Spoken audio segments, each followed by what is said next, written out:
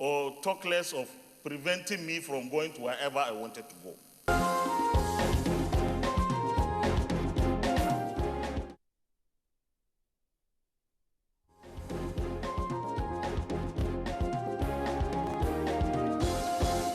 Senators resumed plenary on Wednesday, 24th May 2017 with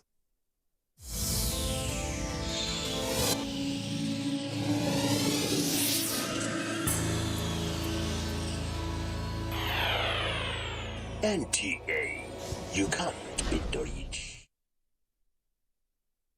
Have a law passed in each of the states so that we can, hopefully by the end of this coming year, we'll be able to have domesticated in all our 36 states. The other area that comes to mind, which we must keep on looking about, is the issue of funding. Our dreams, where there will be light at all times. This message is brought to you by the Nigerian Television Authority, NTA.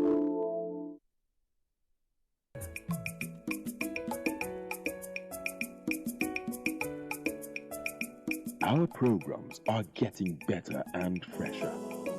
And it's because we are thinking about you.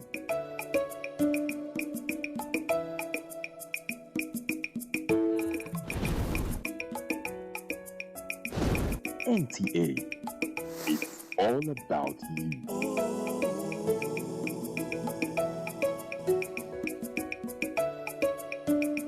The geology of Nigeria is characterized by sedimentary rock formations prevalent in the south, while basement complex rock formations are found majorly in the north and central parts of the country. Oshongo local government area of Benue State is located within the north-central zone and has predominantly features of large outcrops, which are basically extrusive igneous rocks. These rocks are scattered unevenly throughout the landscape, giving the whole landscape a rocky outlook. Also on Oshongo Hills are relative occurrence of metamorphic rocks, such as marble, slate, quartzite, which can be used decoratively in buildings and sculpture. It was at Oshongo Hills that the Tiv race fought and won the war which brought about the birth of the Tiv nation. On these hills, you will see some footprints, and these footprints indicate that it was a meeting place for our traditionalists. And in those days, the entire Konde Oshongo that was known to be called Kupo was their meeting place. This was their meeting place. And until even today, some of their sensitive things that they want to discuss and look into, they come to this place so that they will find a quiet place to sit and discuss and also remember their old days. A good view of Oshongo Hills gives an impression of a ring of plateau with the Oshongo town right in the middle of it, a natural protection there.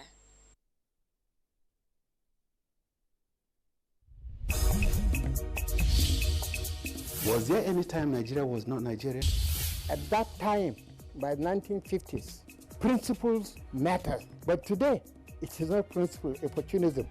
I was part of the first set of Nigerian cadets that started the Nigerian Navy.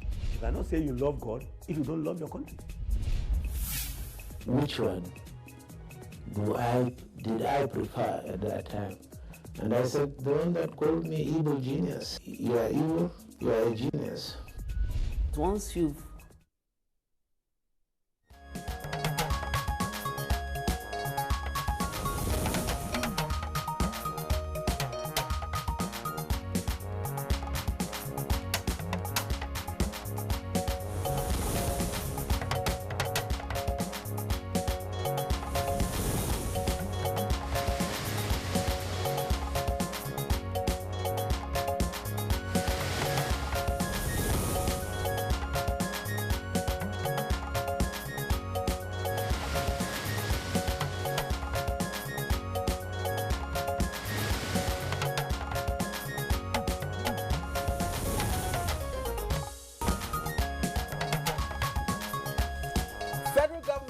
investigate abandoned projects in Niger Delta region.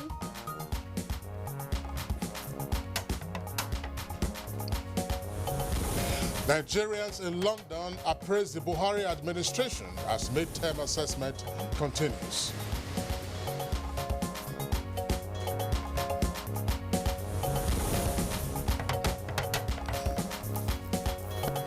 And labor leaders and the academic frown at non-automatic periodic review of national minimum wage as provided for in the law.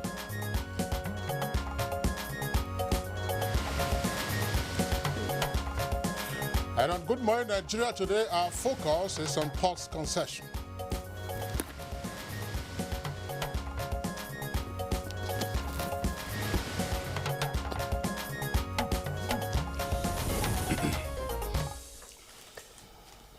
Inefficiency, mismanagement, huge debts and corruption. Now that characterized Nigerian ports made the federal government to concession them 11 years ago, and with the aim of addressing those challenges.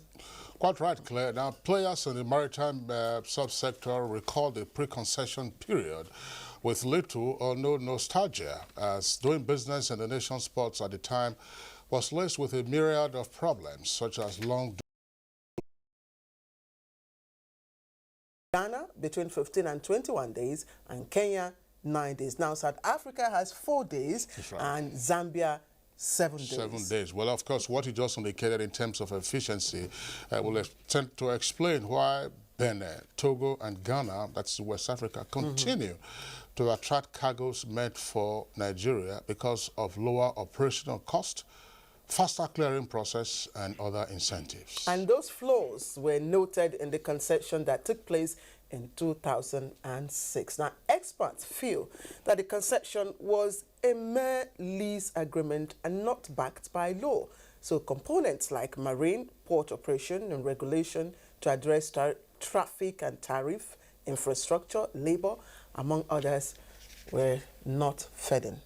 Well, this is certainly now the impetus for stakeholders in the sector who feel that there's a need for a review of the concession, especially with the expiration of some of the concession. And that opinion would appear to have caught the attention of government, as evidenced by a comment attributed recently to the Minister of Transportation, that's Rotimi Amechi, who said that he wasn't happy with developments at the ports and that the concession agreements would be reviewed to conform with the law and other relevant agreements. Indeed, Kingsley. Now, the port economic regulators recently explained that the planned review, I thought they said there's no economic regulator. Oh, well, that's said there's no economic regulator of the ports. Yes, that's part of the issues that we talked about. Yes. Anyway, of course, a clinical analysis was carried on the concession, improving on the milestones achieved and, of course, correcting flawed aspects, especially in the area of charges, clearing processes, among so many other issues. All right, so one question to pop at this time is how can the ports concession be consolidated upon to further improve services at the ports, as well as, of course, be more competitive in the West African sub-region and be in tune with international best practices? I know that would be, what are the issues to be addressed and who is supposed to do what? That's the thrust of our conversation this morning on Good Morning Nigeria. I am Claire Dilabu Abdul Razak, and once again, it's always our pleasure to have you join us from all over Nigeria and beyond. Kingsley, we're saying thank you for staying tuned to your breakfast show. All right, it's Good Morning Nigeria. Of course, tomorrow is an important day for Good Morning Nigeria, by the way. My name is Kingsley Osadola. I join my colleague Claire and welcome you to today's edition of the program. Richie, as always, on the network service of Africa's largest television network, the Nigerian Television Authority. In the course of the program, we have our regular complimentary segments, including business, sports, and others. Of course, the French Open is on, and yesterday, as Venus Williams cruised to the third round, her sister, who is heavily pregnant now. I'm wondering why you had to take a career in the law and not and not as either in tennis or football or any other. All right, that's some subject for discussion some other time, Claire. All right, let's go over now to the newsroom, and our guy this morning is Olajide Bello. Olajide Bello. So, what are the reactions trailing the latest developments? Okay. Hello. Kingsley and Claire. Good morning, Nigeria, and welcome to the news. The Federal Executive Council has granted approval to the Niger Delta Ministry to carry out investigation into cases of abandoned projects in the Niger Delta region.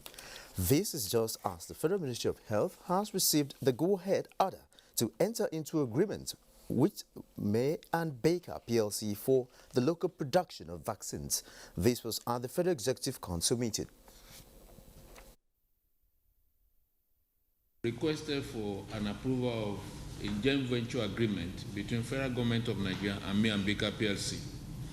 As you all know, between 1940 and 1991, Nigeria was actually not only producing vaccines such as smallpox vaccine, yellow fever, and anti-rabies vaccine, we also exported to Cameroon, Central African Republic, and a few other countries. But in 1991, the vaccine production lab stopped production, ostensibly because government wanted to reactivate and upgrade the facility, which did not take place till today. Number of contracts awarded or projects carried out were 427, and we can be sure that there is no uniform action by each of the contractors. Moving on now to the legislature. After a clause-by-clause consideration, Senate passed the Nigeria Customs Service Management Act Bill. National Assembly correspondent Waziri Zayan reports that one of the objectives of the bill is to consolidate the service scattered multiple enactments into a single reference document. Produce now Customs Service Commission. If you look at here, we have earmarked 0.5% for the management and maintenance of Customs Service Commission so they can have some semi-autonomy for operations. What is the international best practice? In other parts of the world, who carries out this responsibility? Is this the customs officers, or it is indigenous companies or foreign companies that are allowed to carry out this job? For a bill of this money, what happens in places like Singapore and other places, so that whatever we are doing here is based on what is also happening elsewhere, for us to take Nigeria from the level it is to the next level. If the story is that 7% port development levy was being collected for 50 years, under what law was this collected? The Speaker of the House of Representatives, Yakubu Dogara, says the House would redouble efforts to pass more bills into law to add to the 22 that emanated from the House. Dogara said this after receiving the report of the Committee on the Review of Existing Laws and Reform for the third phase of the exercise in his office. Time immemorial, we've not had the time to look at existing laws to see what amendments we can make in order to bring them to existing realities. And you have looked at the entire mammoth or gamut of laws that we have in this country and suggested ways by which we can improve them. The House Committee on Tertiary Education and Service held a public hearing on 4 critical bills and 3 motions aimed at revamping tertiary education in the country. Among these bills is the one making it mandatory for immediate issuance and release of certificates after graduation and amending of Students' Union Activities Act 2014 to remove the restrictions of student unionism. To see our presence here as part of our individual and collective sacrifice to contribute our quota. So many years we've been trying to have our laws amended so that we can function effectively. The issue of character is as important as that of learning. Character is something that everybody knows that even from the conventional university, you can't vouch for every student. And away from the legislature now, reactions have continued to trail the non-automatic periodic review of the national minimum wage every 5 years and its perceived non-enforcement except through another rigorous process of negotiation. Labour leaders and members of the academic says whatever is of concern to workers is usually misinterpreted or allowed to linger unnecessarily, which in turn affects productivity negatively. Where they are low of, reviewing their salaries. Nobody in Nigeria will even know when they will close door and review their salaries of what. But the truth is that the government must be very, very sensitive apart from the issue of law, there was an existing agreement. If at this level they are talking about the enacting law to ensure the effective implementation of this minimum wage, is something that will take a long time, and that is what we call in politics a delay tactics. As is done in other societies, what is in fact the ideal is to index minimum wage on cost of living. They are serious about supporting democracy in Nigeria. Let them fast track passing that law. We are not against the law. But if they are just tactically creating a delay tactics, I'm sure the organized labor may not condone that. And away from labor matters, midway into the Buhari and Osinbajo administration, Nigerians in the United Kingdom have commended the successes recorded in agriculture, transport and in the fight against insurgency. The diasporans he spoke to, Bilkisu Abdulrazak Odoye in London, says they are optimistic of better days ahead. So this has never happened before. And so far, I think they have dealt a very strong blow to Boko Haram all over Nigeria, who are returning to their towns, to their farms, to their villages. We have more reason to thank this present administration. That notice is the airport. And I could notice that there was bucket, people were putting buckets under the roof because of water leaking. The ACs were not working. And within a year of Buhari getting into office, the airport has totally transformed.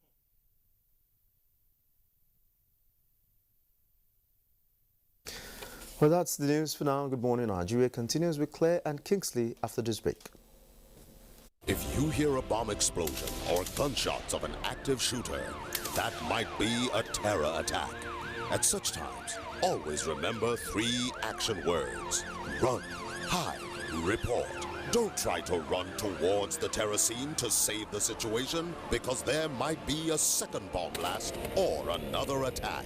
Run far away and take cover. Make sure you are safe first. Yes, it is in our nature to sympathize over the hurt, but remember, only trained personnel can help in such situations. When in a secured environment, promptly call relevant authorities and help will come. For anonymous reporting, call 09630-3250-5 or 0813-2222-106. If you see something, say something. Nigeria unite against terrorism. This message is brought to you by the Federal Ministry of Information and Culture. So what's up, sweetheart? You really look like you're up to something. I have a secret. Okay. I'll be going to Europe next week. Seriously? Yeah. Like you have your visa, your passport, your plane ticket? No, not that way. Some men are helping us. We pay them, they take us through the desert, and then we cross the sea into Europe. The desert? The sea? Isn't that the route where many have died? Yes, it is indeed a very dangerous journey. In 2016 alone, 4,900 people died while crossing the Mediterranean Sea to enter Europe. Many were Nigerians. For the very few who survived the journey, they are forced into prostitution or other crimes just to survive. Eventually, they will be arrested and deported to Nigeria. Don't be a victim. Don't go this way. This is a public service announcement brought to you by NTA.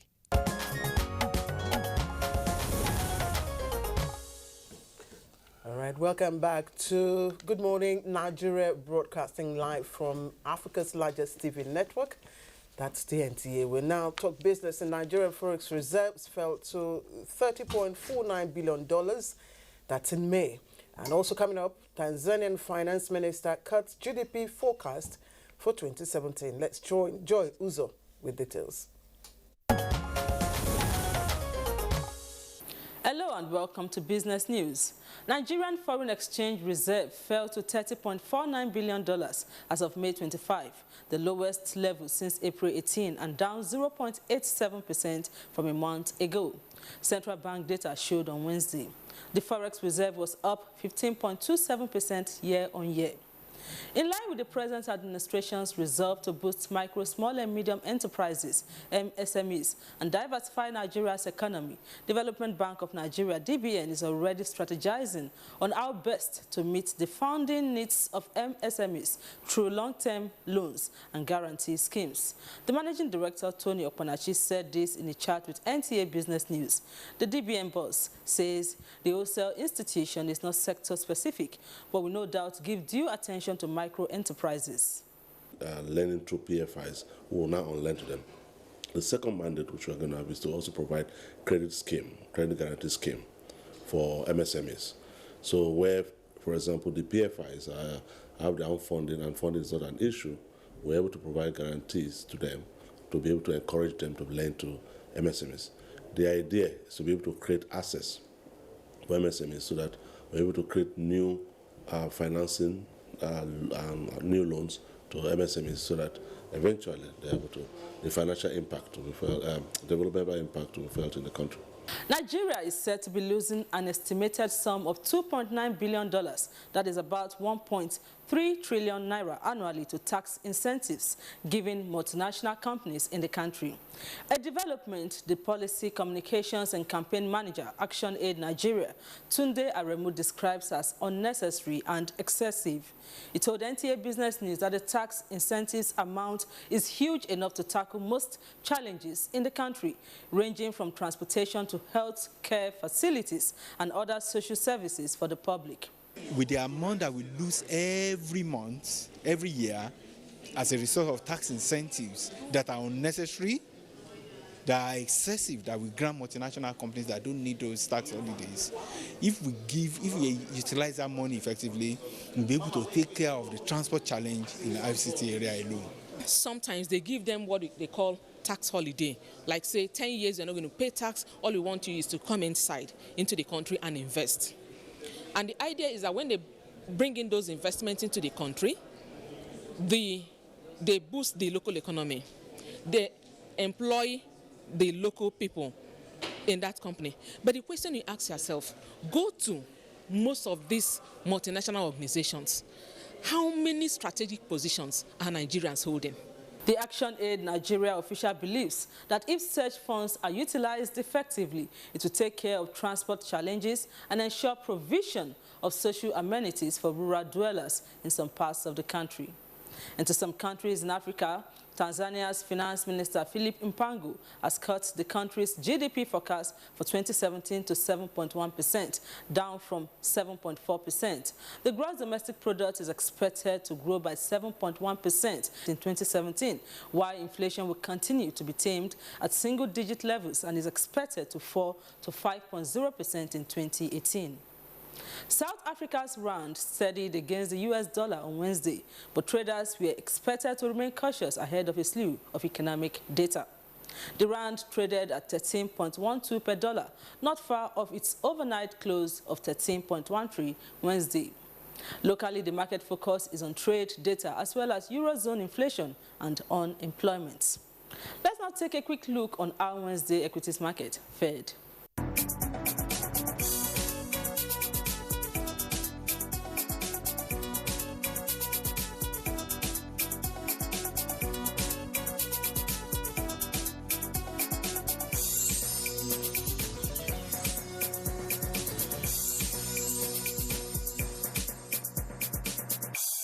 And that's it on the business news segment of the program. Many thanks for watching. Thank you very much, Joy Uzo, for the business news. Next for us now, we're looking at the front pages of some of today's newspapers to check out the headlines.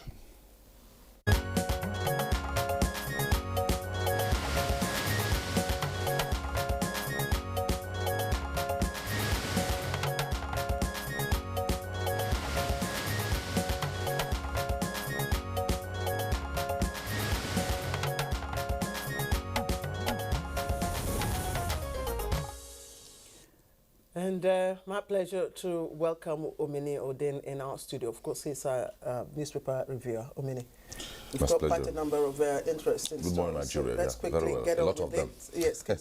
All right, no, Claire, let's begin with this day newspaper, and it's the front page is choked up really with a splash of news stories. But the lead story is with 49 trillion naira import bill, federal government looks inwards for goods and services. Now it comes with a rider, partner M&B to produce local vaccines, and says no cause for worry over Buhari's health. That's of President Buhari's health. That's the lead story.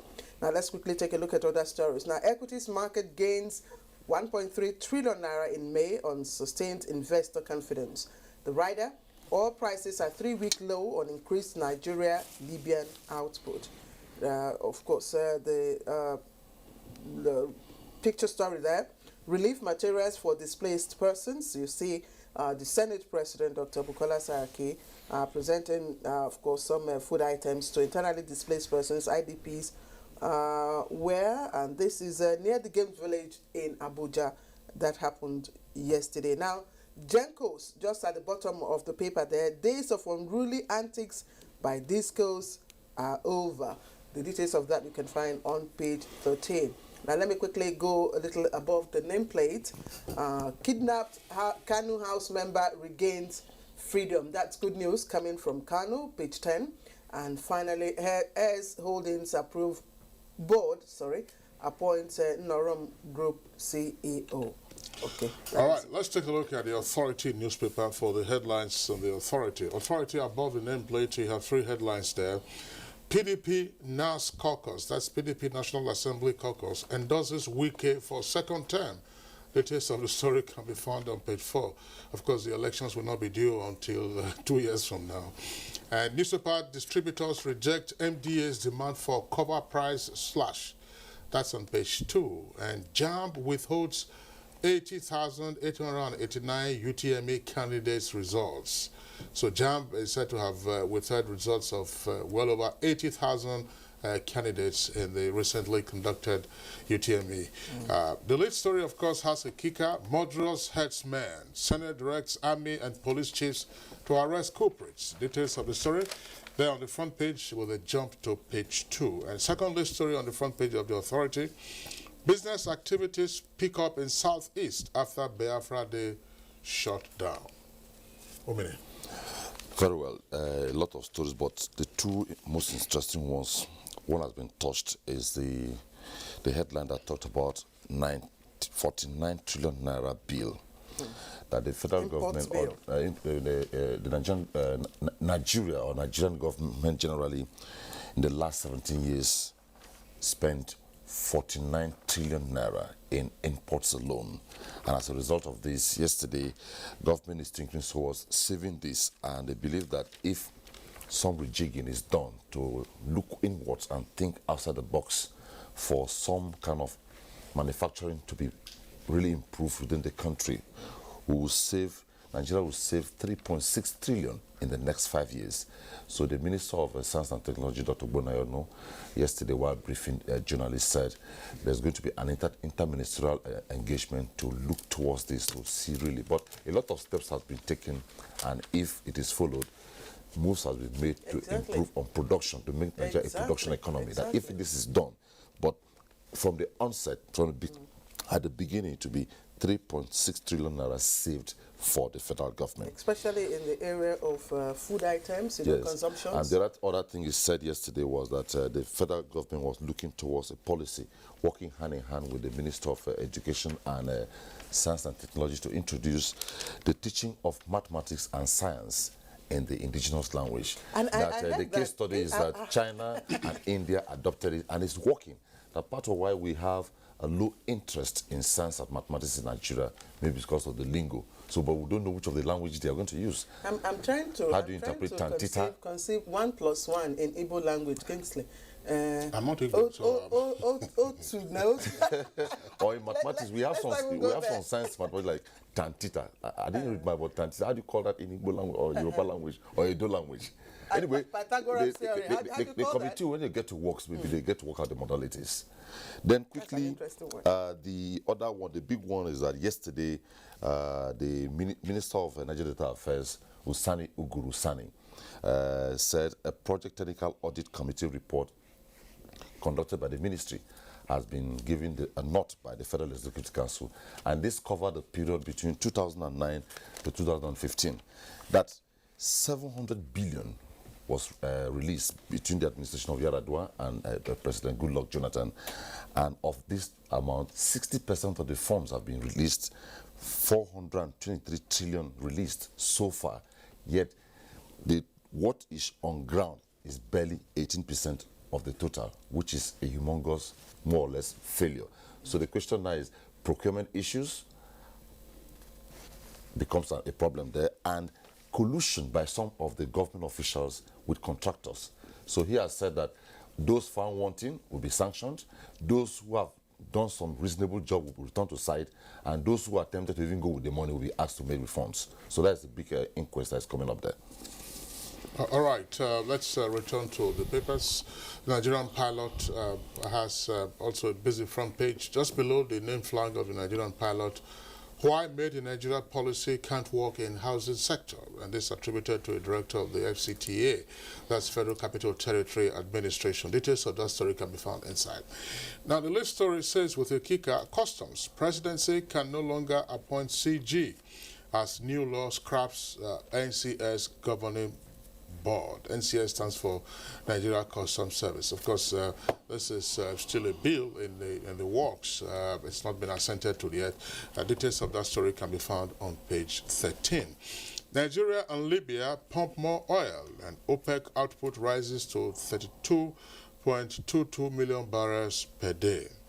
And also at the foot of the front page of the Nigerian pilot, we have a window of other headlines. Competent hands attended to Buhari in London hospital. That's attributed to the federal government. And basic education, that's what we already discussed. Federal government to introduce use of indigenous languages in the sciences. Resolve Ekiti fuel crisis. Leave Buhari alone. Afenifere to Fayoshe. Details of that story on page 6. On page 9, forex reserves fall to $30.49 billion, and that's according to the CBN. And the late Professor Abubakar Momo, an irreplaceable loss, says the NLC. That's on page 10. Claire. All right, Kingsley, and I have an interesting lead story on the front page of Daily Trust. Interesting in the sense that, of course, it's a story of concern. And it says, kidnapping rages on despite death penalty. Kidnapping rages on despite death penalty, and just below that, if we can get it, you find a picture of course, picture story, graphic details of states where death penalty laws, of course, are in operation. That's death penalty laws for kidnapping. There are 16 of them. You can find the red marked states all there. All right, now trending just below that, Kingsley already took this earlier on. JAMB withholds over 76,000 UTME results, and Southeast Assembly wants Nnamdi Kanu's bail revoked. Details of that, it's on page 8. Now, electricity gas suppliers demand cash before delivery. It's on page 13. And again, let's go up just below the nameplate. No date for budget assent. That's coming from the presidency. Details of that on page 3. And federal government, Buhari in competent hands in London. Those are the stories. Omini. Yes, yesterday, while also responding to questions from journalists, naturally the anxiety, the curiosity is always there. They asked the question, how is Mr. President doing? And the Minister of Information said, Mr. President is in competent hands and is very, very safe, and we believe that very soon we'll get much more positive results as has been expected by Nigerians. Quickly, JAMB says it has withheld a huge number of results, but within the 80,000 category, it says the candidates within the 80,000 category withheld should not be afraid that those ones are being investigated, and as soon as they clear them from integrity, they'll release them. But there's the one that they are outrightly withheld because of irregularities noticeable during the exams. Then the Senate yesterday touched on the custom and exercise by reviewing the act to say that henceforth a Controller General of Customs must be from within the custom, not from outside the customs, and he has to pass through the National Assembly for clearance and confirmation after being nominated. So maybe that one is forthcoming. Then quickly, there's the other one. I don't know why it is not very regular in the papers. Yesterday, the Minister of Health, Isaac Odewale, assured Nigerians that the Kenyan airline has been reported to the International Civil Aviation Organization for further reprimand on why they should fly a dead body from the Democratic Republic of Congo into Nigeria without clearance. That, given the circumstance on ground, Kenyan Air would have cleared with Nigerian authorities before bringing in that body. However, no cause for alarm because the person they brought in was Ebola-free, but moves are being made to ensure that the Kenyan airline is sanctioned. I'm sure Nigeria is All right. Then the follow-up story to all is set for the acting president's visit to Cross River State, and the governor made some moves yesterday. Assurances have been given that the fracas between Navy and police has been restored, and he has assured that damages both ways will be taken care of by the state government. All right, so the state government bears the cost of the anger between the Navy and the police. Maybe as a peacemaker. just before we end, let's take a quick look at this snapshot. Quite interesting one. It's of course captured by Daily Trust on page 27. It says Muslims in Dubai break their fast with a meal in a car park, but someone didn't get the memo. Now listen, the breaking of the fast in Dubai this Ramadan meant that one driver wasn't going anywhere in a hurry. Now, devout worshippers throughout the city came together to enjoy iftar. That's the meal eaten by Muslims after sunset during the holy month of fasting. But one motorist had to wait until the grand feast had finished before moving his car after parking smack in the middle of the celebration. And you can see the car. Absolutely. Stranded there. All right, that's the much we can take for the review this morning. Thank you for being with us. My pleasure. The review comes back tomorrow. We'll take a short break now. When we return, we'll be discussing the post-concessioning and matters arising therefrom.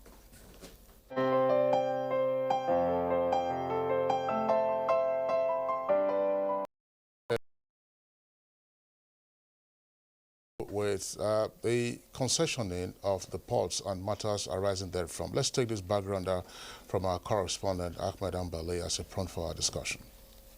As entry and exit points for goods and commodities, a nation's ports play pivotal roles in economic growth and development. In Nigeria, the history of ports development is one tied to the early trading routes, which announced port cities like Port Harcourt, Lagos, Jebba and Calabar on the international trading map. Over time, and with the expansion in trade and commerce, Nigeria needed to harmonize and bring about greater efficiency in port operations. Many years after the first mail steamer entered the Lagos port, the ports in the country are today bedeviled by the challenges of congestion, with the recurring question of concessioning for greater efficiency also propping up from time to time. Beginning from 2000, there have been various seaport reform agenda adopted by the Federal Executive Council and implemented by its agencies. Designed to address the abysmal lack of development at the seaports, the reforms have at one time showed some promise, with the majority of experience being that of frustration for port users. To get the ports delivering on their mandates, therefore, tops the to-do list of the present administration of the Nigerian Ports Authority. Hajia Hadiza, a pleasure to have you join us on the program this morning. Me. We have two other guests who are there. Indeed, we have two other guests, of course, from our Lagos studio. And it is my pleasure to welcome Princess Victoria Hastrop. She's Chairman, Seaport Terminal Operators Association of Nigeria. We're very glad you could join us. Very much. Good morning. So seated right there in our Lagos studio is Prince Laiwola Shitu. Prince Shitu is, of course, President of the Association of Nigerian Licensed Customs Agents. Thank you very much, sir. It's being here. All right, let's begin the conversation by returning to our Abuja studios, where we just introduced Malam Ibrahim Kashim. Malam Ibrahim Kashim, some persons say that what went on in 2006 with regard to the concessioning of the ports did not go the whole hog, as it were. That they stopped short of what a full concession should be of ports. Rather, what we have is a lease agreement and not full concessioning. What is concessioning and what should have been done in 2006? Thank you very much. Good morning, Nigeria. What happened in 2006 actually started from right from 2000, when the government decided to get consultants to advise it on how to reform the transport sector.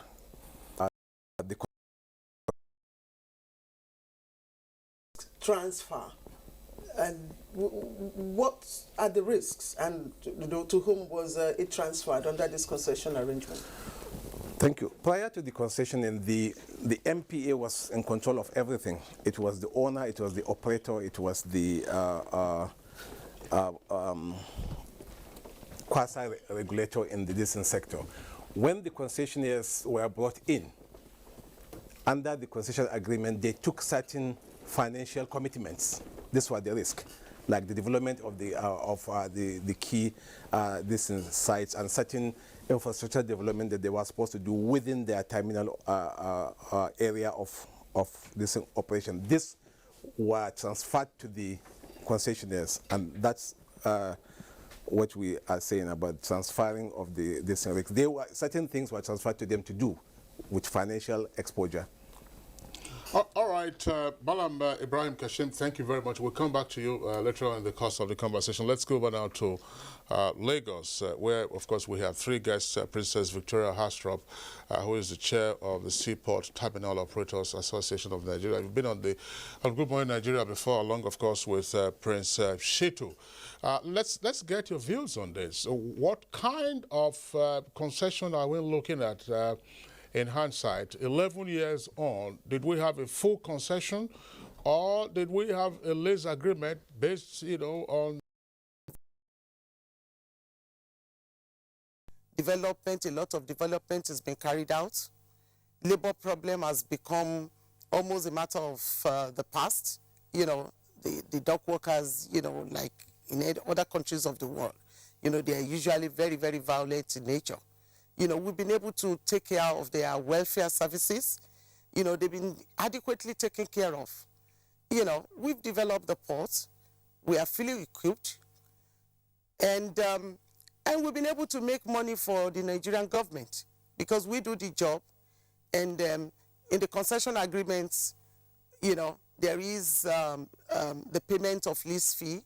There is even the payment of royalty, whereby when whatever money we make or generate, the MPA gets a portion of that. For me, that's a very good agreement because we do the job and, government makes a lot of money through us, which is really good for both sides. But of course, having said that, there has been a lot of challenges because the concession agreement is a tripartite agreement. The concessionaires have their roles and responsibilities. The Nigerian Port Authority also have their own responsibilities. The concessionaires we brought a lot to the table, as relates to the concession agreement itself. It might not be perfect because there's no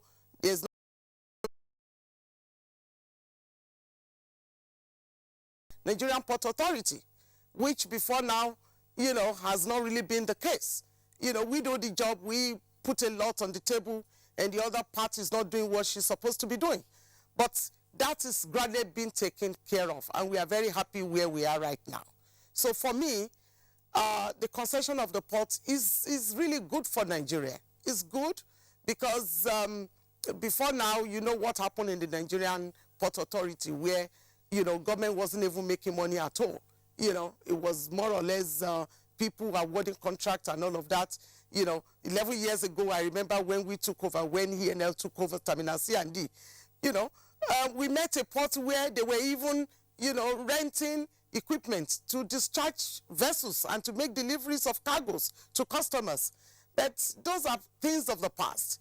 You know, Nigeria, the concessionaires have invested huge sum of resources to develop to the ports, all the ports in Nigeria to the level where it is now. So it is a good arrangement. You know, for anybody who says it's not good, it's not been honest. You know, it's not being objective.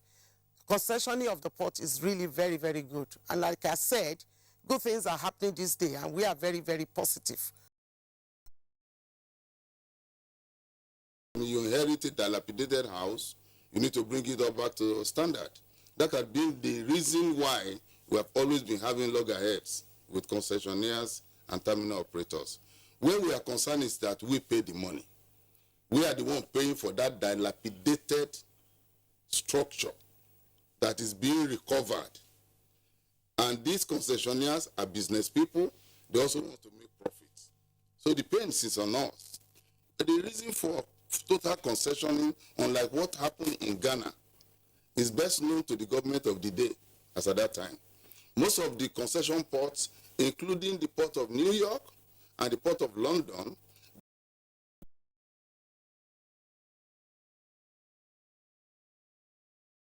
so there are buck passing here and there, but at the end of the day, what we should be asking ourselves, this concessioning is at what cost? I'm not saying that we should be thinking of how much we're paying MPA per ton that time compared to now. But as for efficiency, cargo handling equipment, etc., oh, they have done well within the period of their capacity. We don't know how much of that money that they made went into repairs because they don't show us their books. But all we know is that once they give us debit, we pay.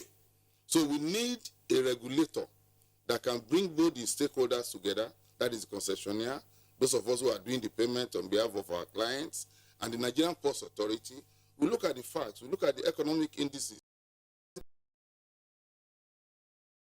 At the last count, we as licensed custom agents have seen that for the cargo to exit the port, you need not less than 75 interventions, 75 signatures that are necessary, that you must go through before this cargo can exit. That is too much. Online operations we're talking about has not worked because when you do your declaration online, you are expected to go and make photocopies again, the hard copy, to come and be showing one unit to the other who are interested, who must do examination, and then you get this alert.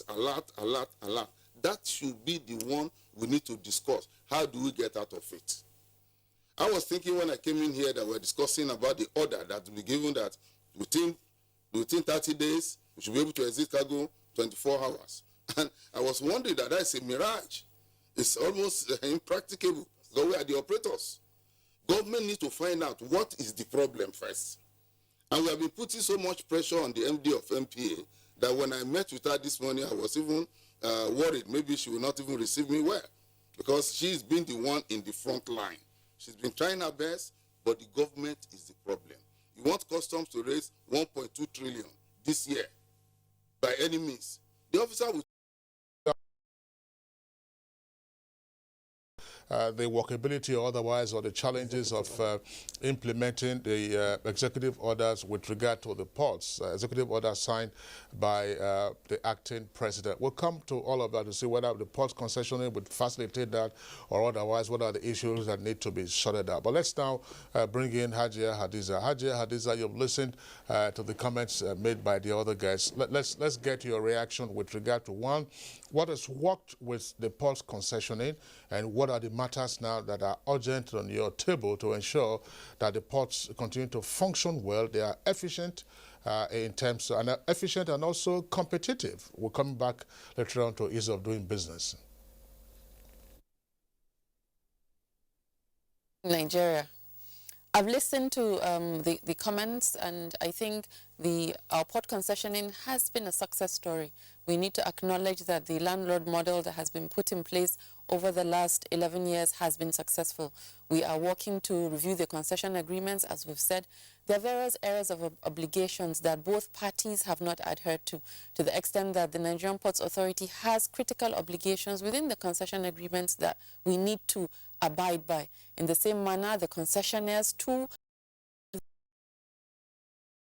at these increases of terminal fees that they've done over the last years, and to the extent that they did not get the necessary approvals of government agencies, we will revert back to the last terminal fees that obtained the necessary approvals by the government agencies. These are areas that attribute to the seeming cost of doing business in our ports. These are the areas that attribute to the assertion that our ports are more expensive. So having our tariffs being transparent, ensuring that the terminal operators also have their tariffs published publicly, so everybody is aware of that, of the tariff regime. For us in NPA, we've published our tariffs, we've made our tariffs available on our website, we've published it in newspapers, and we will compel the terminal operators to do the same.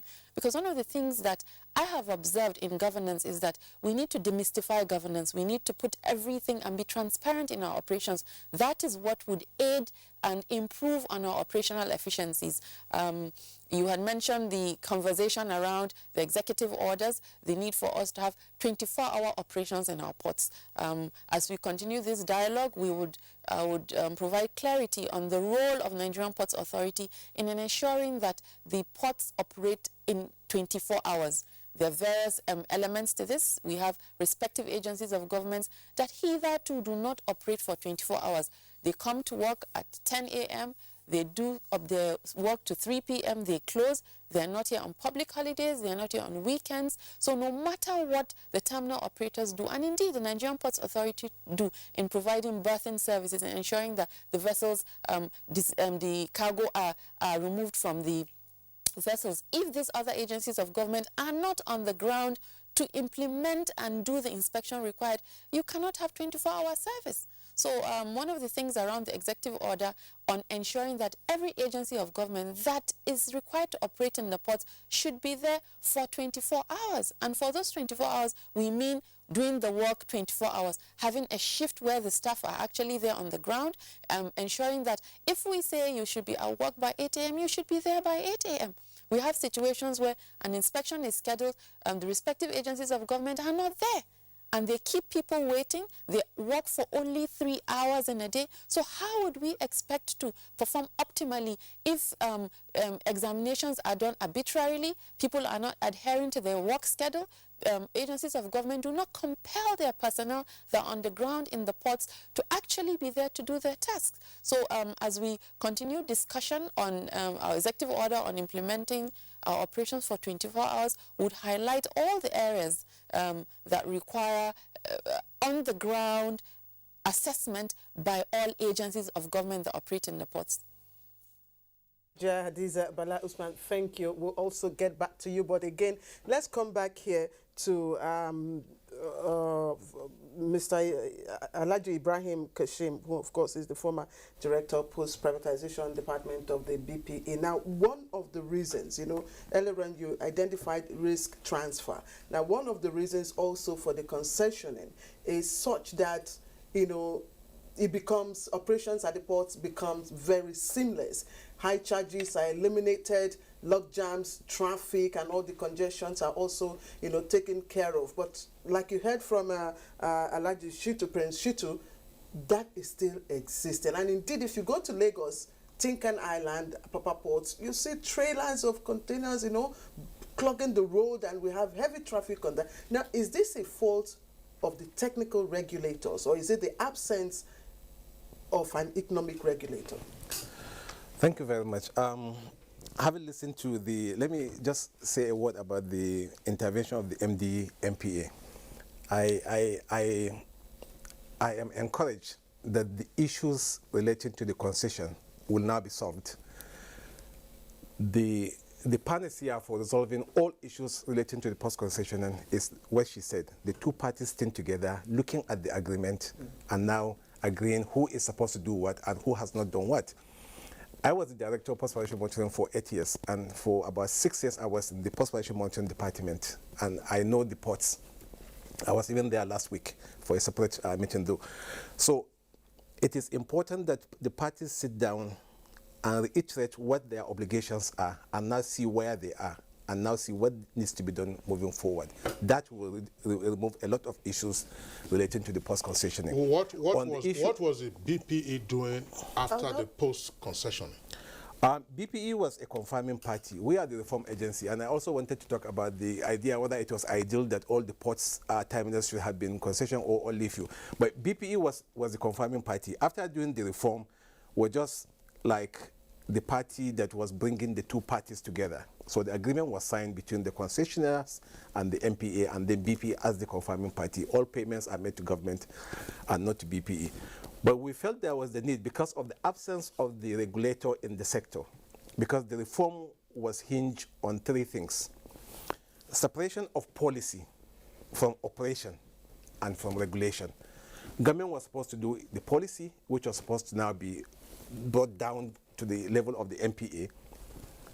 And then the terminal operators, the private sector, was supposed to take the terminal and operate them. And then there was supposed to be an independent regulator set up by government that was supposed to mediate the issues.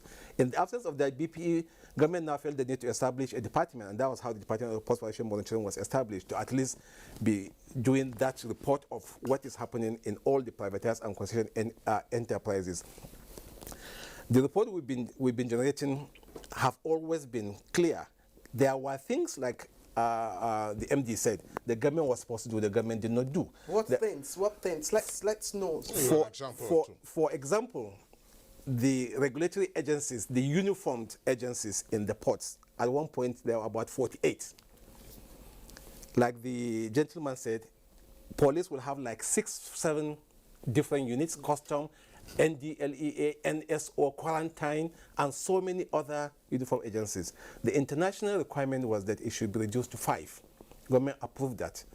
And I believe during the time of when Okonjo-Iweala was the minister under the Obasanjo regime, it was reduced to about 8. So we're moving towards achieving that. Is there anything stopping the NPA from, achieving those issues?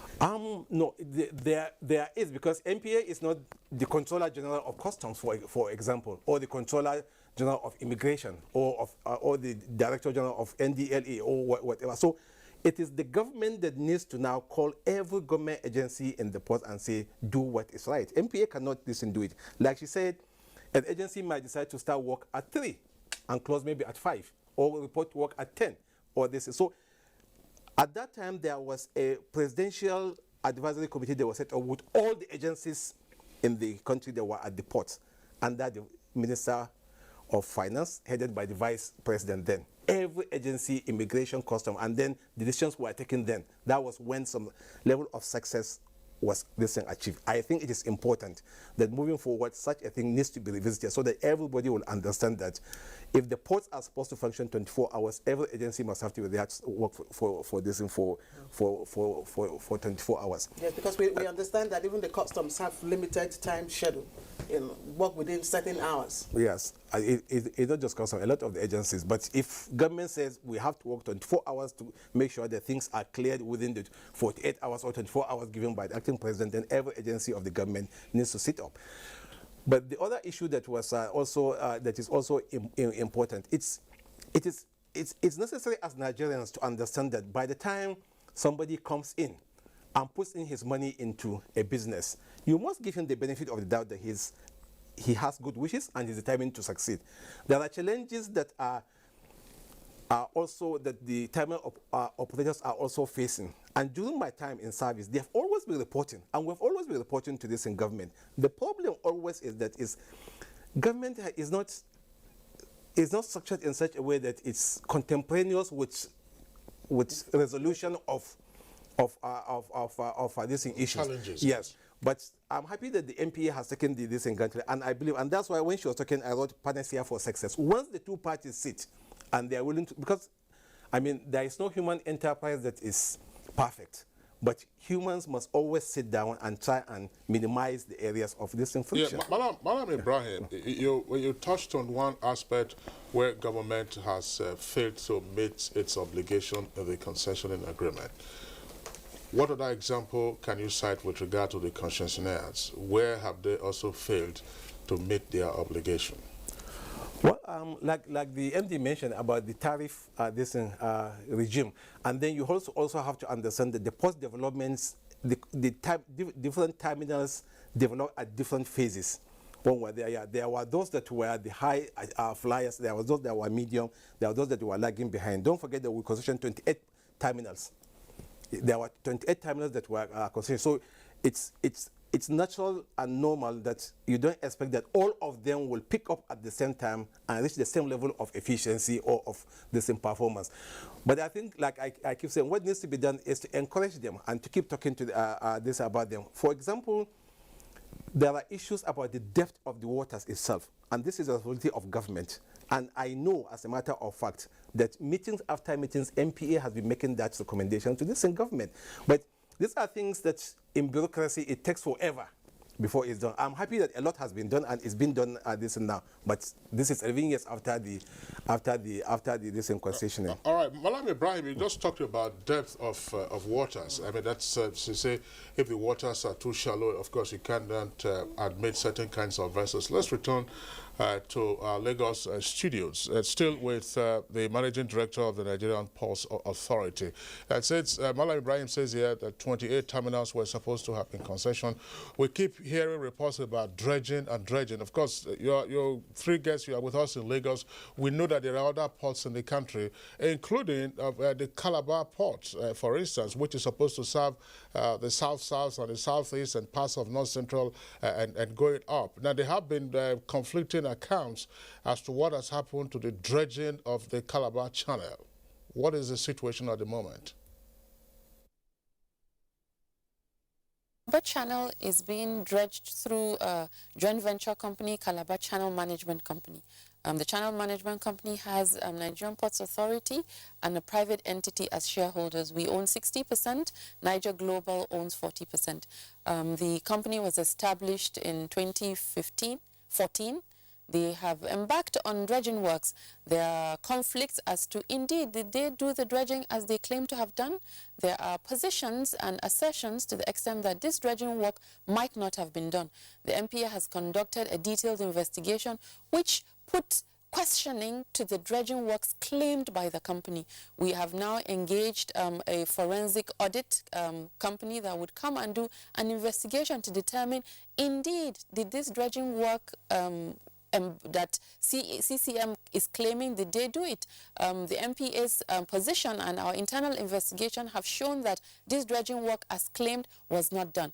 But as I mentioned in several forums, the dredging of Calabar Channel is not tied to indeed being with that particular company. We have made a budgetary provision for 2017 to dredge the Calabar channels as we determine what would happen with Calabar Channel Management Company as it is. We would embark on starting a process whereby we would engage a company that would dredge the Calabar channels. This process will be done in a very transparent manner. We would have transparency in the engagement of any company that would embark on dredging works for Calabar Channel, for escravos, for these areas that we consider to be challenging in channel management as today. So that is the story around Calabar Channel Management. But we have our Lagos Channel Management Company, which is providing dredging works in the Lagos Pilotage District. We also have Bonny Channel Management Company. They're also providing similar services.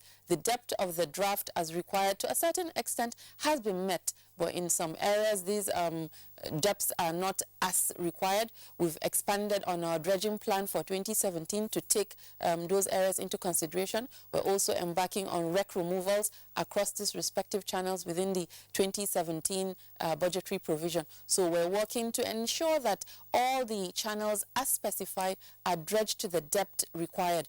We've noted concerns in the Ijegun area in Lagos Channel, whereby some tank farms are located outside of our channel management designs. We've expanded that design in 2017. We hope to expand the channel management to cover all those locations within the Lagos Channel that hitherto were not part of the design of the channel management for those locations.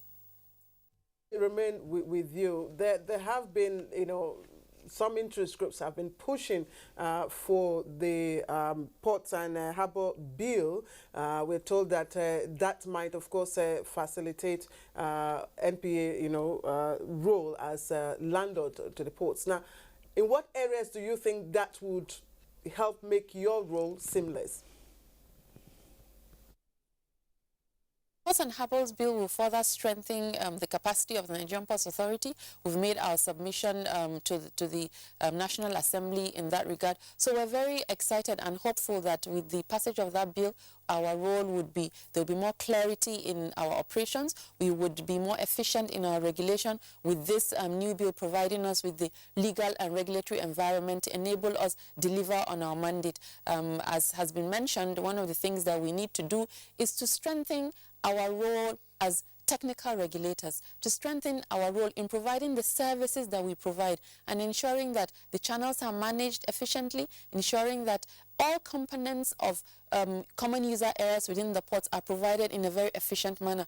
One of the things that are contained within the executive order is the need to prevent touting in the ports, which the Nigerian ports security are leading on that. We've called on other security agencies that operate in the ports to provide us with seamless support as we take lead in preventing touting and preventing illegal hawking within the port locations. These are one of the areas that have been seeming challenge, where we have the Nigerian police force, we have the Nigerian Navy, we have various tiers of security agencies all operating without understanding or without definition of who is leading in what role. That creates a level of confusion that we have observed as we proceed to implement this executive order on preventing touting. We think that the Nigerian Police Force, the DSS, and the Nigerian Navy that are part of our operations in terms of security would work with us to achieve those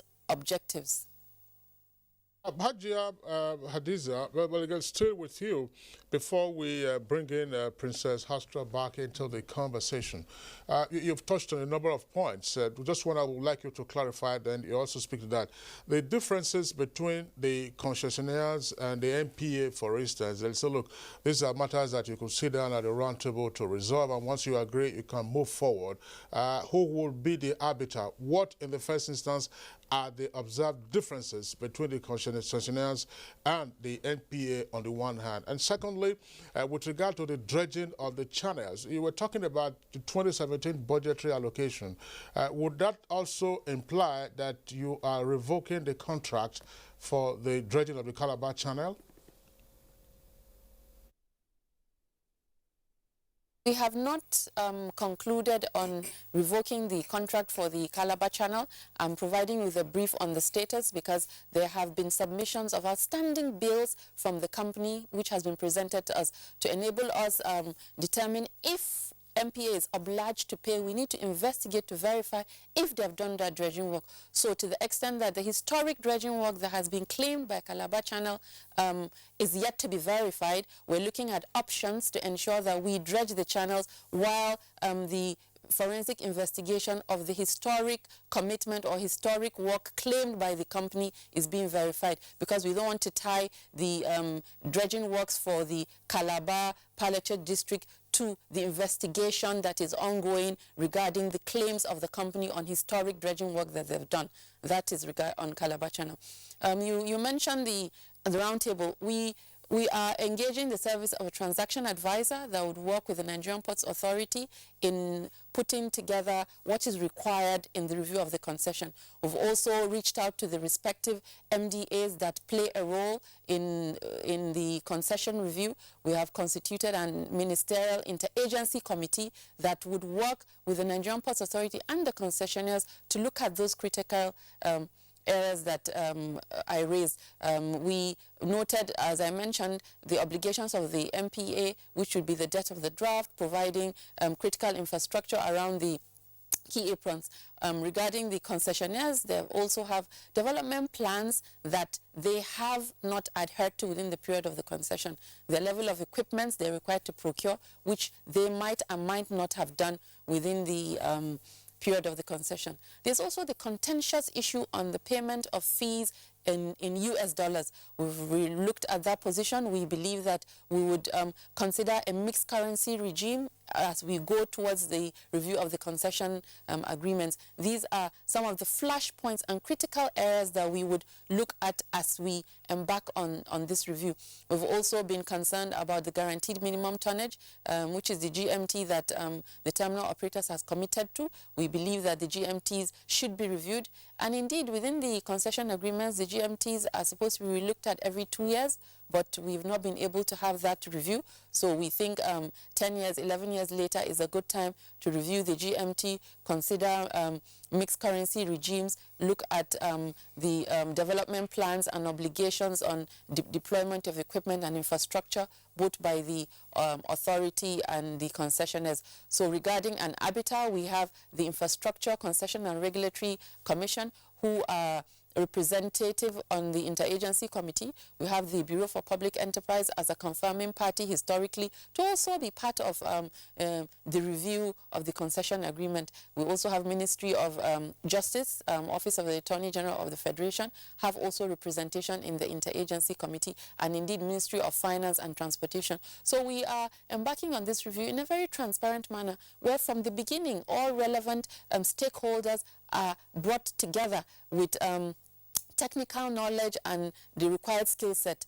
The MPA felt the need to hire a transaction advisor to guide us on international best practice as we seek to review these concession agreements, because while we might have the skill set and the knowledge of what we have now, we need to tap into the international best practice and the current position on transportation economics and the current financing models that would support the review of the concession, hence the need to have a transaction advisor.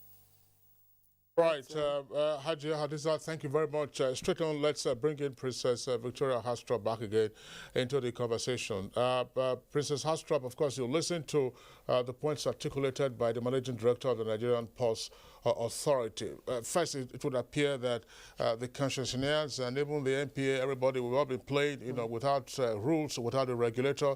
So there have been all kinds of rough tackles, as indicated by port users and, of course, the other stakeholders who've been affected. Hadiza has outlined the number of steps or measures or issues to be put on the table in terms of reviewing the concession agreement 11 years going forward. Are you comfortable with these issues? Are there other matters you would like brought on board, or are there other matters you would like eliminated from the forthcoming negotiations? Yes, the review of the concession agreement is, as far as I'm concerned, and I believe I'm speaking the minds of my colleagues, the concessionaires, is very well, is long overdue, 11 years down the line. Like I said, the concession agreement itself did not come with, some element of flaws, which ought to have been corrected long time before now, So I believe the review would take care of all these areas. She made mention of review of the guaranteed minimum tonnage, for example. The concessionaires did not envisage that the federal government will implement policies that will ban certain categories of cargo that we handle. For example, the 42 cargoes, different types of cargo that we handle in the Nigerian in different ports, particularly in ENL, for example. Those 42 items actually fall under the types of cargo that we handle, and that's also applied to some terminals that handles, for example, rural vessels and all of that. We did not envisage that federal government was going to ban all this, and that ultimately has affected our guarantee minimum tonnage. That has really affected it. We could not handle as much as we intended to do. The volume of activities in the Nigerian port has reduced drastically. And, when you also think about the economic downturn in the country, in the last 2 years, that has also affected our operations. The guarantee minimum tonnage has been adversely affected by, the economic downturn, by items that were banned by the federal government of Nigeria, somersaults, policies, policy somersault by government. Governments implement policies without thinking of the far-reaching consequences it will have on, business owners or business owner that has been engaged by government to provide certain services, which has really affected the concessionaires in Nigeria. So I am glad and we are very excited that the review of concession agreement is being looked into and it will start very soon. That I believe those areas that are very, very critical to our operations will be looked into.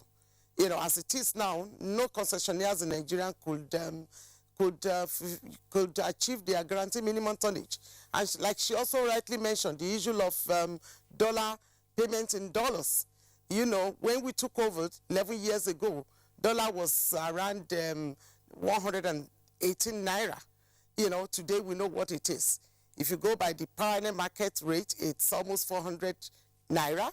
So and that's a great source of challenge for us, to be able to enable us to be able to our ability to be able to pay these fees in dollars has put a lot of burden on us. Those are also areas that I believe are critical to us that Nigerian Port Authority or by extension federal government of Nigeria needs to look into.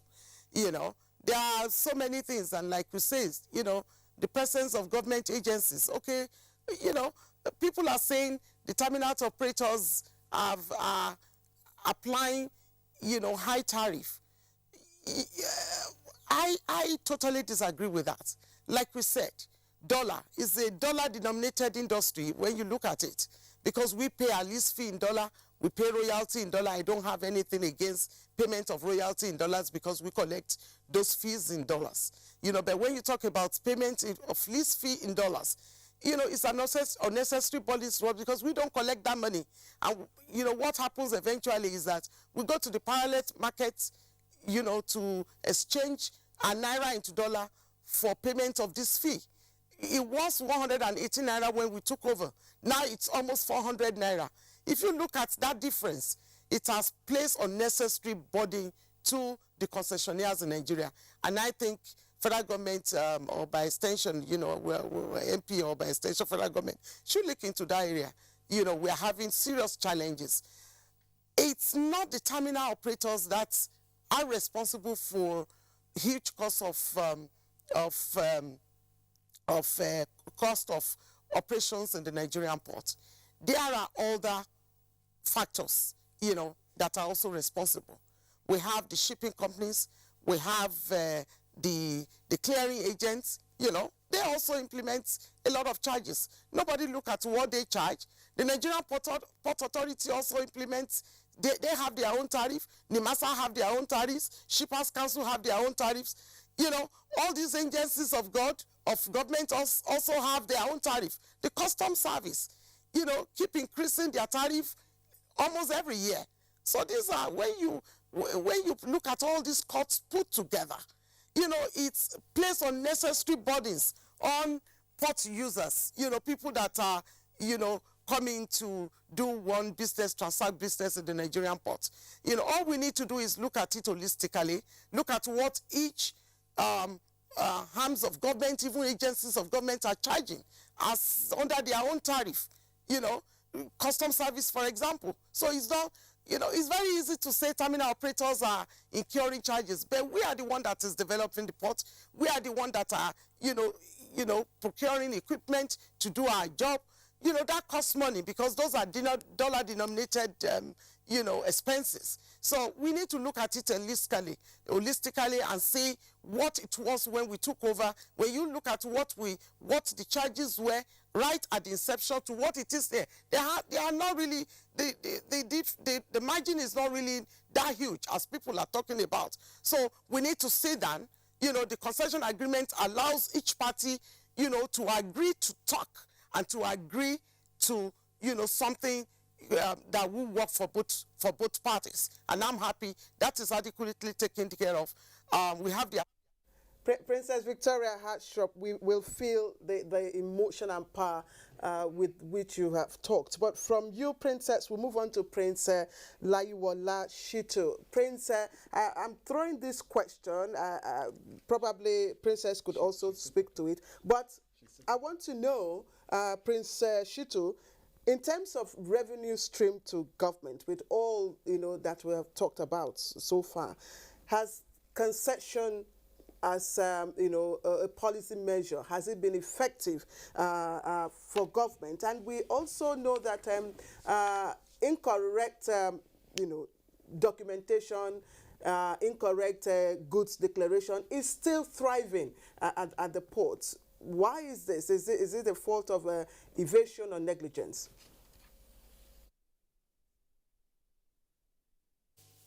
And I was wondering whether you are coming back to me. Thank you for coming back. Negligence, because those that are sent there to make sure that some of these inconsistencies, non-compliance don't go through, they are the culprits themselves who encourage it to go through. Because without infraction, you cannot make money for yourselves.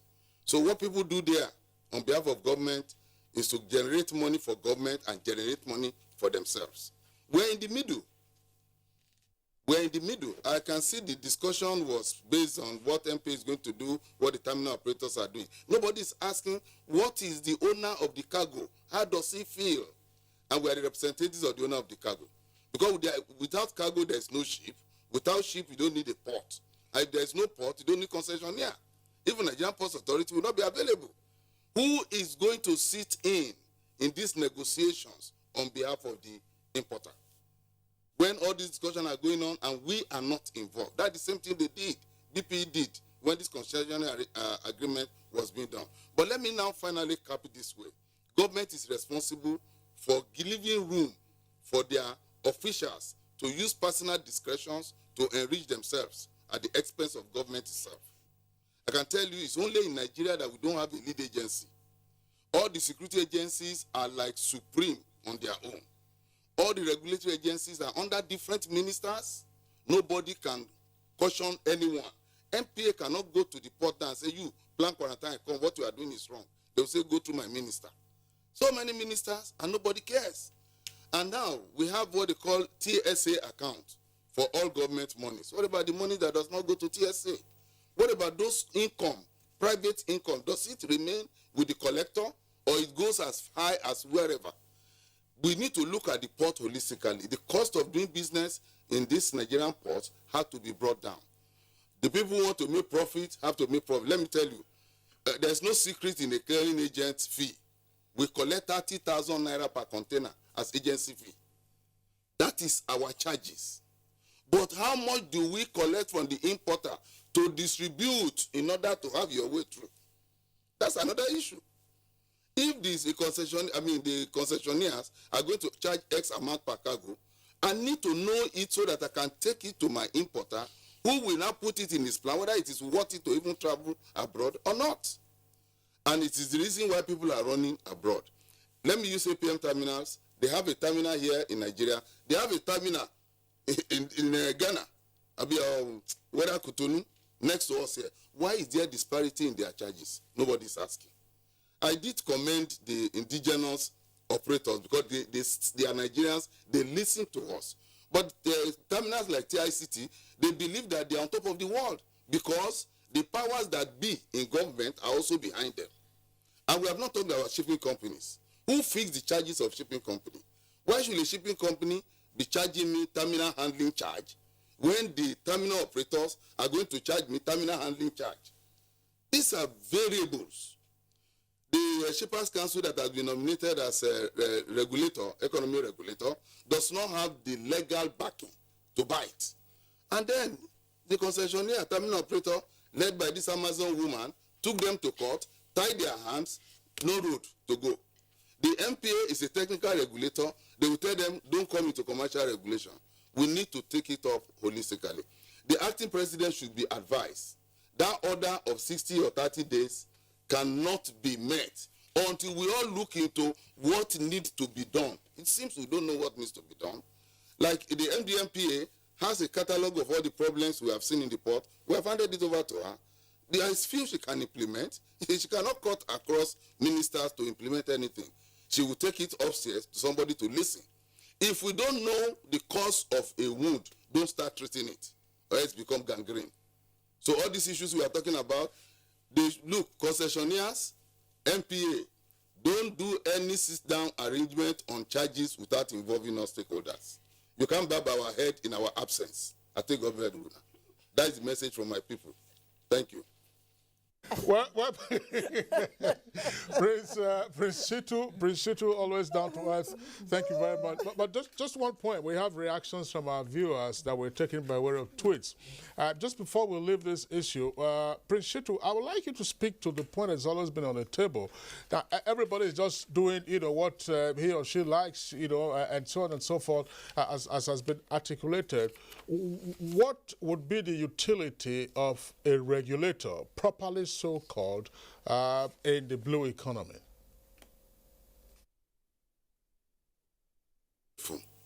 A regulator would be someone who had been part of an agreement through engagement on what charges to be collected for a particular service. And it is their job to enforce and make sure that nobody goes outside that agreement. And if customs is supposed to collect 1 million naira on a particular cargo for the federal government, that regulator must make sure that it is not 1 million plus 1 that goes into the table. That economic regulator or commercial regulator is very, very important, and it's missing. I don't know whether the Port and Harbour Bill has been able to capture it. I remember we are still talking about Transport Commission, so many bills, but you need to treat the maritime industries with special attention. Agbakoba San, who just did his birthday, I told the government some time ago, about 4 years ago, that the maritime industry can raise 7 trillion as revenue for federal government. What is our budget for this year? So why are we not working towards that? Why are we having this multiplicity of, this is my area, nobody can come into it? Why do we have so many agencies duplicating? One last one, let me tell you. Take, for example, the plant quarantine. When you open your container and there are pallets which must be used to carry cargo, they'll tell you, oh, this pallet don't meet international standard. What is international standard for pallets? They say, might bring pests. So you need to pay this fee for fumigation, this fee, and their own. Having paid and do their own, you can go with the pallet unfumigated. Does it mean that when there is exchange of money, what is wrong becomes right? That is what we cannot understand. And that is why everybody wants to serve in the port. And that is why the Nigerian police has commissioner of police ports, and they now have an AIG maritime. The commissioner of police ports is in his office reading newspapers. The AIG maritime boys are chasing containers on the road that they have investigation about the container. But when you go to the office and you sort out, no, the investigation has ended. Don't you see that is a problem? Thank you. Thank you very much. This is, you're provoking quite some laughter, but these are very serious issues that you are raising, including, of course, what you said that, an importer would need, or you as a clearing agent, would need to have 75 signatures before a cargo leaves the port. By the time those 75 signatures are appended, 30 days would have been over, by the way. All right, let's take the tweets now coming from our viewers. Bolaji Akinola is the first one. Claire? Yes. Okay, Bolaji Akinola tweets, clearing agents and importers, a major port problem. They make false declarations and import contraband, hampering prompt cargo clearance. Innocent Yawa James tweets, ports are so expensive in terms of doing business due to the neglect of other useful ports in the country, which could reduce hiccups at the ports. And Lasise Taufik Taiwo tweets, ports should be privatized the way communication sector was handled and not that of PHCN. Adekunle tweets, it is my opinion that for the concession, that's of the ports, to be a success, both the landlord and the tenant must be regulated. Okay, Adekunle has a second tweet. That's right. That's to say, he tweets now that the Nigerian Transport Commission bill should be able to solve whatever loopholes or plug whatever loopholes there are in the transport sector. And finally, Bolaji Akinola again has a second tweet, and it says, the problem is not concession. Concession has been a success. The problem is too many government agencies and obsolete customs clearing process at the port. We have more tweets coming in. Can I have them? Thank you. Okay. Kingsley? That's right. Yes, Bolaji Akinola again has this tweet. It says, Clearing agents are also responsible for the high level of corruption, touting, and high human traffic at the ports. They need urgent reform. And Daily Jack Solomon tweets, prior to the concessioning of ports to private operators in 2006, doing business in the nation's ports was a hellish experience. It's better now, he says. Atahiru Mohammed tweets, now Prince Shitu talked about power being a contributing factor to tariff increase. What's the NPA doing to have steady power supply at the ports? Again, Bolaji Akinola tweets, what's this now? Bolaji Akin said, yes. Deloitte Statistics reveal concessionaires are responsible for only 2% of port cost. Customs, clearing agents plus government agents for 85%. That will come to 87%, so how then they account for the remainder of the 13%. Well, Suleiman Idris has this tweet. What is the NPA doing to improve cell phone coverage and connectivity to Wi-Fi? At the ports. At the ports, by the way. I'm sure that... Claire, those are some of the tweets that we can accommodate in the meantime. We're going to a short break now. When we return, we'll take the closing thoughts of our guests. Admission forms for the 2017-2018 academic session of NTA Television College JAWS into its diploma programs are now on sale. The diploma programs are in film and TV production, broadcast journalism, and TV engineering technology. Applicants are required to have at least 5 credits, including English language and mathematics at SSC, NECO, or GCO levels in not more than 1 sitting. Application forms can be obtained from the TV College Refi JAWS or at any NTA zonal centers nationwide on payment of a non-refundable fee of 7,500 naira in bank draft in favor of NTA Television College. Completed application forms should be returned to the office of the academic secretary, NTA Television College, or the Center of Purchase on or before 28th of July 2017. For further inquiries, please call 0806 980 9807 or 0703 660 7155. NTA Television College, training you to be the best you can be. TV Guide magazine is out with fabulous Fab Funke Akindele Bello, aka Jennifer, adorning the cover. She opens a secret not known even to her family. Find out the secret.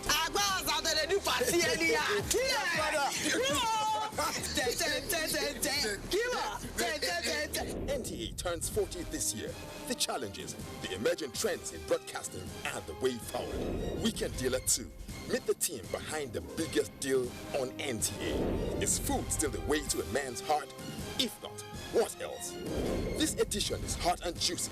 Meet your star faces on screen. Entertainment, fashion, young minds, social media, and great personality. This is idiosyncratic and heterodox. Yes, Professor John Bull is on the radar. Find out what makes this program the rave of the moment on NTA Network, and for the prof, over and out. TV Guide. Ask your vendors or book your copy at every NTA station nationwide. TV Guide, still your indispensable companion.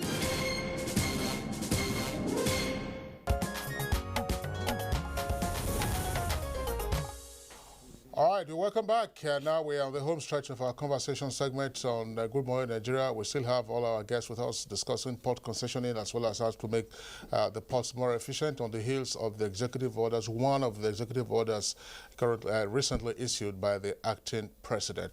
Now, let's come back to Malam Ibrahim Kashim. Malam Ibrahim Kashim, one point that I would like you to address in your closing thoughts very briefly, because Princess Hastrop was talking about that. Why should leases be paid in US dollars? The Nigerian currency is in Naira, by the way. It's land, so, or water. That's one leg of it. And what needs to be done to make our ports more efficient? Because that's one of the reasons for the concessioning. Okay, I'll talk about the ports being efficient, and I'll come to Mrs. Hastrop's issue. I'm happy that the National Assembly and every stakeholder, they are aware of it, is energized about the reform in the sector now. The House of Reps has passed the NTC bill. The Senate, we had a meeting yesterday with the committee where our technical committee who submitted the report on the NTC bill. The MPA, the Ports and Harbour bill is also in the Senate and in the House, and technical committees are going to be set. Public hearings have been conducted. The reform has to be completed. MPA has to be reformed itself so that it will be self-accounting, and it will be up to a point autonomous. It can't be at the whim and call of every government official every time. She didn't talk about their approval limit. I don't know if they have changed it. As of last 2 years, it was 100,000. So anything beyond 100,000 has to go to the president and council. So you can imagine how many meetings they will have to go through before the thing goes to the president. So there's a need for taking the reform to its logical conclusion, where the role of everybody is clearly defined, that of the operator, that of the regulator, and that of government as to policy decision making.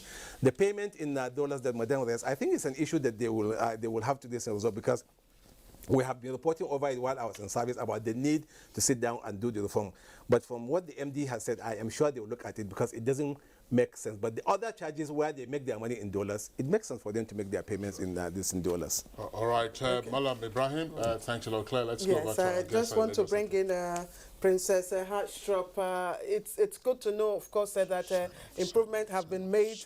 And we really want to appreciate, of course, your contribution to Good Morning Nigeria, and for joining us again from our Lagos Network Center.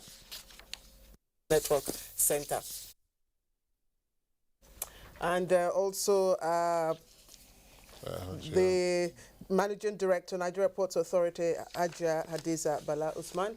We appreciate, of course, your contribution this morning, and thank you.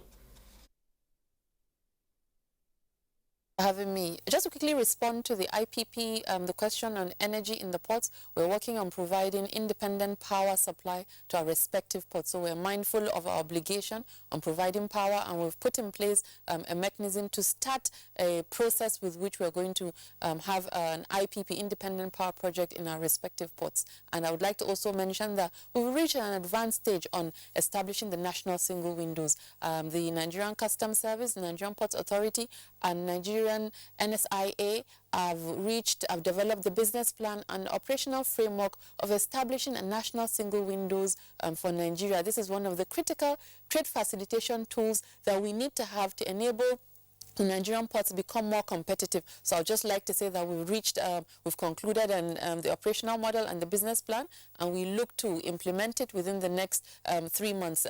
Procuring the vendors that would set up the national single windows will be done within the next 3 months. And I would like to say thank you for having me in Good Morning Nigeria. All right, thank you very much. Finally, of course, Prince Laiwola Shitu, President Association of Nigerian Licensed Customs Agent. We'll really appreciate your contribution, sir. And I want to thank Bolaji for pointing out the fact that the corruption in the port is between agents and customs, but not so. I'd like to inform you that if all the agencies of government learn to say no to wrong things, corruption will disappear in the port. Thank you for having me here. All right, Kingsley. All right, well, so that does it. Let's move on now to our complimentary segments. We're taking on sports. The Super Eagles, of course, are set to take on the Hawks of Togo in a